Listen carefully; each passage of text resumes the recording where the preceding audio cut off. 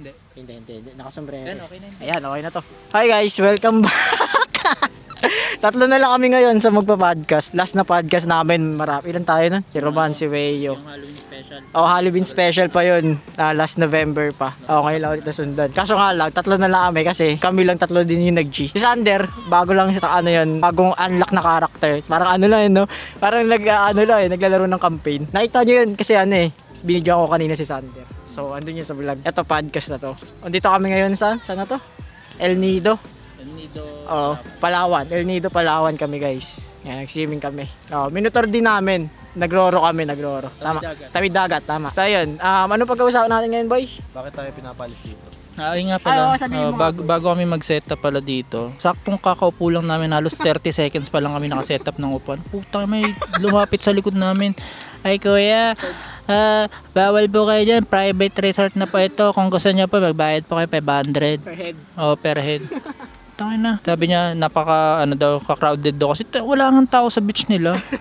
So, rate ko lang tong beach na yung resort, wag kayo pupunta dito, promise. Kala mo siya may-ari ng resort ng puta.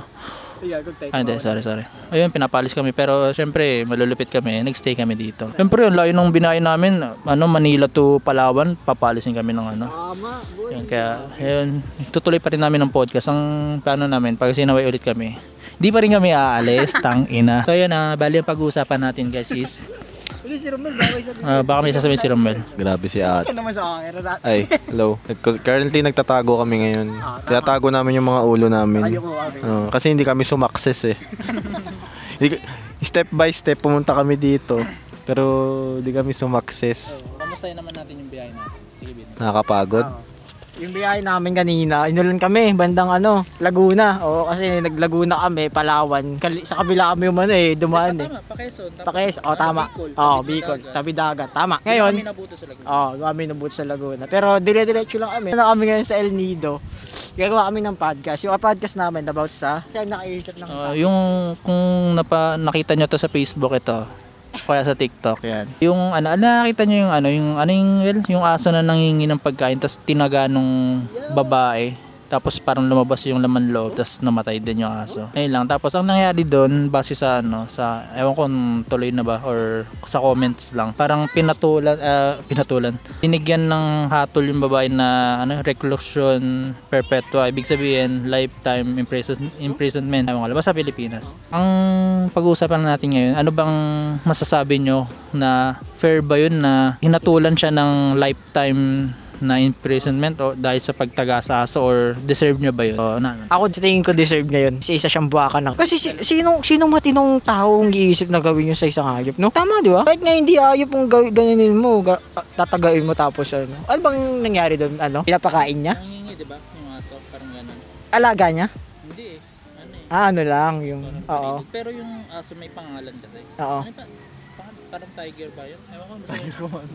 Yung aso parang may may pangalan siya, parang ewan ko kung stray dog or meron siyang amo. Para sa akin sobrang hati ng kasi nabasa pag gano'n. Kunwari pag sa FB may mga issue, bago ako mag-judge, binabasa ko yung comment kasi nandun hati lahat ng ng opinion ng tao. May binabasa ko hanggang sa makumbinsi ako sa isang side. Ngayon parang para sa akin, syempre as a animal lover, dog lover, cat lover, disipil ko deserve niya yun na kasi syempre yung may buhay din yung aso di ba? Sino ka ba para tanggalin yung buhay niya, di ba? Hindi ka naman Diyos, di ba? Kaya putang baka babulok ka dyan sa kulungan with tang ina mo. Dapat nga death penalty o dapat tagain din siya o kaya pagkagat siya sa mga aso, sa mga pitbull. Yun lang. Ramel, wala guys. Tama yun. Tama yung sinabi ni Sam. Hindi niya deserve life imprisonment, dapat tagain din siya. Tama. Pwede. Kasi pabiyok ba? Mo na lang yun, boy. Highlight mo na lang yun, boy. Ano nga ba yun? Nawala tayo sabihin ko. Kasi kung ipapakulong mo pa siya, putang ina, papakainin mo pa siya, di ba? Papaliguan mo pa. Ibabantayan mo pa. Parang galing sa tax mo, sa buwis ng, parang tax ng bayan, tapos pampakain sa kanya. Tama si Romel, dapat tagay na rin siya eh. Kaya pakagat nga talaga siya sa mga aso. Diba? Oo. Actually, yun lang talaga yung topic namin. Kasi habang bumibiyay kami kanina, wala kami maisip kung ano. Dapat kami magka-podcast ngayon. Video lang talaga. Nasama lang tong podcast. Aesthetic. Tapos, naisip namin, sabi ni Sam, hindi ko pa napanood, boy. Yung video. Hindi mo na. Kasi parang ayaw mo panoorin. Ako actually hindi ko pa nakita. Nakailang actually na ako. Ha? Post na lang sa FB nakita. Yun. Sa post lang sa FB pero hindi ko talaga siyang panoorin. Huwag niyo na rin panoorin, guys. Kung mga kayo animal. Kung mga kayo, mga animal kayo. Ayun, wag niyo na panoorin. Ay, sorry po, iba pala yun. Kung gusto niyo may pag-usapan pa, siguro yung na lang. Pwede siguro yung sa biyahe. Naplanuhan namin tong Palawan namin. Matagal na Matagal na tong Pag-isipan namin to last week lang din, last week. Tapos ang balak talaga namin, lang kami, overnight.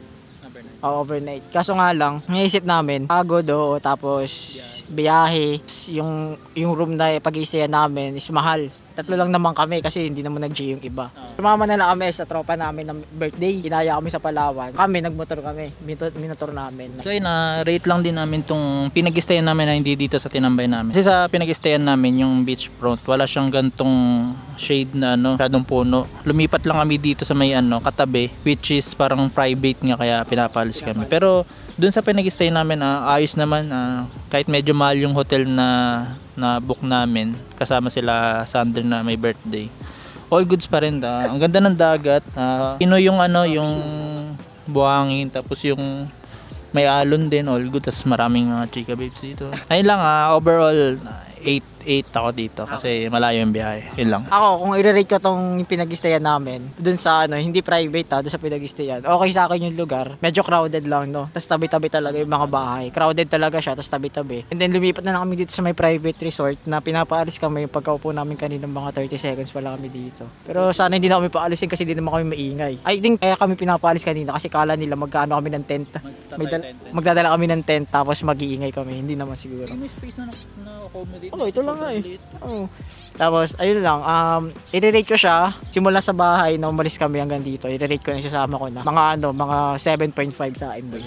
7.5. Ayun lang, ikaw, par. Tayo na, kaya pa ba? Ito kasi walang tulog I-rate ko yung dagat ng Palawan. Mga 7. Okay. Tapos, yung cottage namin, 8. Tapos, itong pinagtambayan namin, 10. Pero yung sumaway sa amin, 1. Negative 1. Oo. Kami nakakatagal Wala nga siya, kanya ba tong punong to? Kanya ba tong punong to? Tama. Diba? Yun lang. Nakakita lang ng chicks, guys. Bigla gumanyan na. Ang malaking question ngayong araw, saan tayo dadaan pa uwi? Sa same route na dinaanan natin o mag San Pablo Calamba, Taguig. Yung San Pablo Taguig, yun yung pinaka-fastest way kasi isang straight pababa yun. Yung daan kasi natin, nag-round tayo o rumount tayo. Ngayon, mamaya, saan tayo dadaan? Anong thoughts nyo? Like, sabihin natin ito nga yung straightest spot, pero lahat ng traffic nandun. So, mas pipiliin nyo. Ano yung mga thoughts nyo doon? Ako muna, kasi si Sam marami siya sabihin to, Shara. Ako, kung ako tatanungin, mas okay ako tapos dinaan natin kanina. Kasi yung galing kami ng Tagaytay nung January ba? Or February? January. Oo. Galing kami lang nga, wala pa si kasi may work siya. Busy siya. Kami lang ni Sam. Doon kami dumaan sa may Calamba, yung sinasabi mo. Puta, sobrang traffic Parang sabi ko, ba't tayo dito dumaan? Tapos yung mga sasakyan doon, dalawa kasi yung yung daan. 2-way lang siya, 2-way. Papunta tsaka pabalik. Ang mangyayari nun, syempre traffic na, mag-aagawan na ng linya, mag-swerving na. Ngayon, ang nangyayari, yung mga sasalubong sa'yo, pipilitin talaga nila salubungin ka. Ikaw talaga yung ilipat. So parang nakakatakot siya mag-drive doon kasi pipilitin mo pumasok sa linya mo. Hindi parang bubungguin ka nila. Ayun yung nakakatakot doon sa lugar na yun. Yung nag-drive pa naman, ayun yung first time na ginamit ko yung motor na long drive, yung ADV. Na malayo, first time. Siyempre, hindi ko pagamay masyado yung handling. Medyo hirap ako, kaya nahuli ako yung nagano. Pero at least nakauwi naman na maayos. So ayun lang, kung mapapapiliin din ako sa dinaanan namin papunta dito.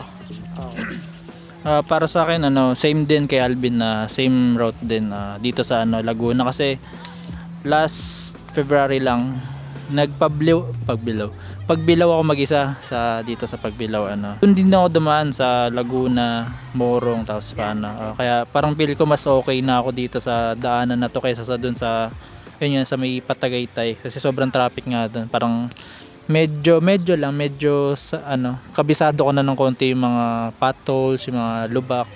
Kaya mas okay ako sa dito sa Laguna dumaan. Okay, waiting na lang kami mapaalis dito guys. Pero Hindi kasi mali. Dito ayun lang, tumaas yung chance na mapaalis kami kasi may tumambay na katabi namin. Yung pumunta kasi kami dito mga 20 minutes ago, wala pang tao, kami lang talaga. Pero dumating agad yung naninita kanina. So waiting na lang kami guys, mga any minute ngayon, papaalisin kami. Gusto nyo magganyan boy? 400 yata yan 30 minutes. Oo, isang tao.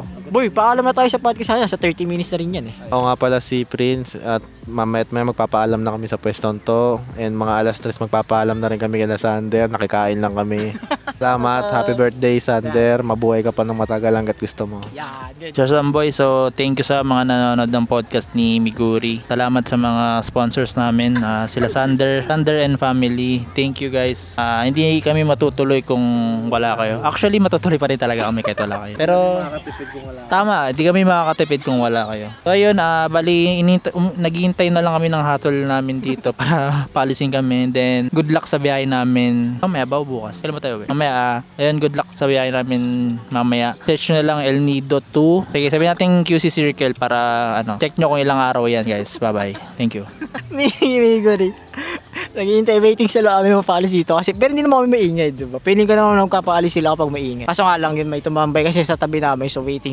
Ayun lang, Miguri guys, salamat sa mga nanonood. Like and subscribe. Tama ba yung sinasabi? Di ba ganun? Like and subscribe kahit wala nang manonood. Kami lang din nanonood yung video na to. Thank you sa mga sponsor namin, lalo na kay Sander. Happy birthday, Sander guys. Sheesh! Happy birthday. Nagpa El Nido guys. Saan kayo makakita ng ganun? El Nido yan, oh, may chicks pa, di ba? Dumadaan.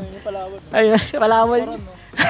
Takit sa next na video and then sana masundan tong podcast no at hindi lang kami tatlo yung nandun sa podcast na yun. Shoutout pala yung mga tropa. Oh, shoutout. Shoutout sa mga hindi sumama dyan. Unang-una sa listahan, Beo Lorenzo Narbonita, AKA Chanichi. aka Chanichi, Carl Aniban, aka Ex-Shogun, Jan Prix Abila, aka Goblinery. Sino pa ba? Si Roman, Nandyan sa kabilang. sa kabila.